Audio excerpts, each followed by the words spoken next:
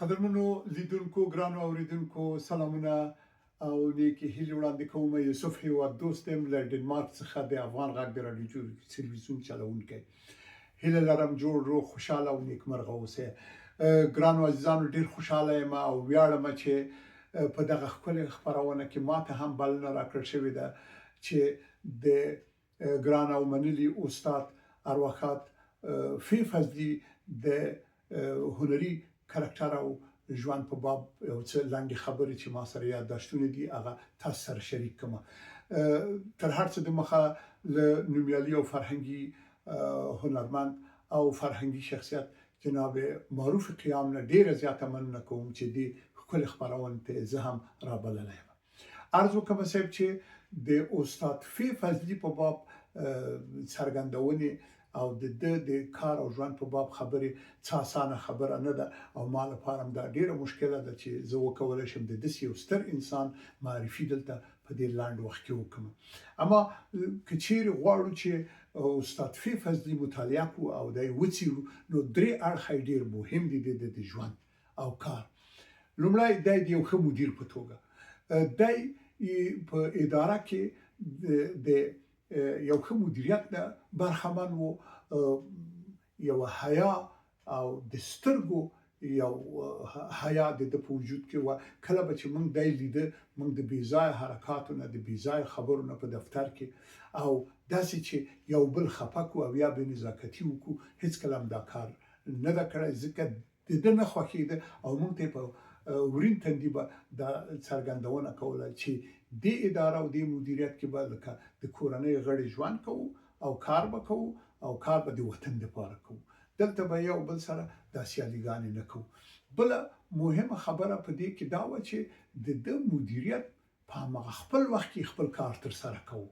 هم به مونږ ته په د حاضرۍ په برخه کې او د کار ته د ګمارلو په برخه کې یو تقسیم اوقات درلود چې څوک چیرته وګماري د تمثيل په برخه کې کوم نقش کې کوم رول کې دا د یو بخي داسې د کار یو ځانګړنه و چې هغه تر اوسه ما په ډیرو کم مدیریتونو کې لیدل.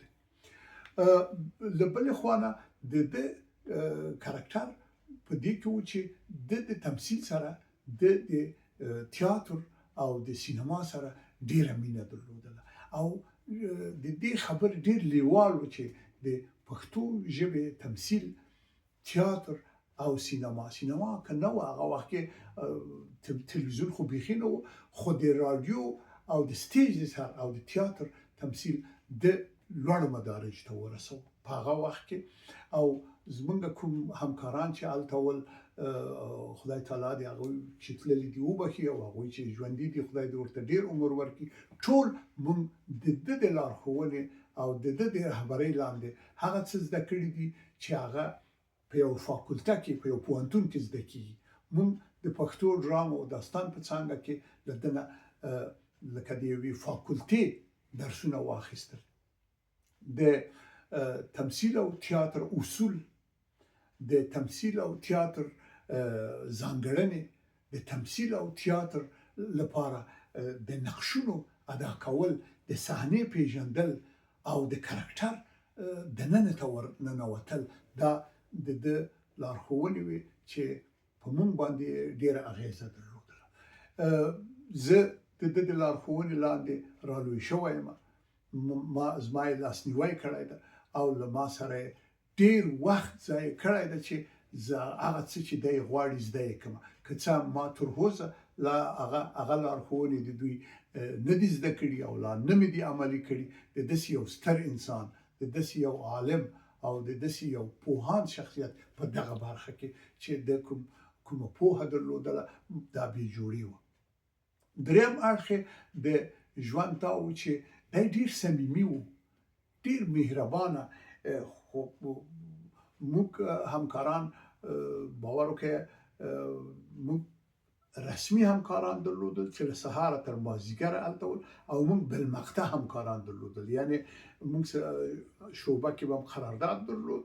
هغه د قرارداد ته مخې څوک به محصل و، څوک به متعلم و، زده کوونکی یا چې بل چیرې به کار کوو. له غرمې وروسته به بیا هلته یوې دوه بجو نه وروسته به بیا راغلل.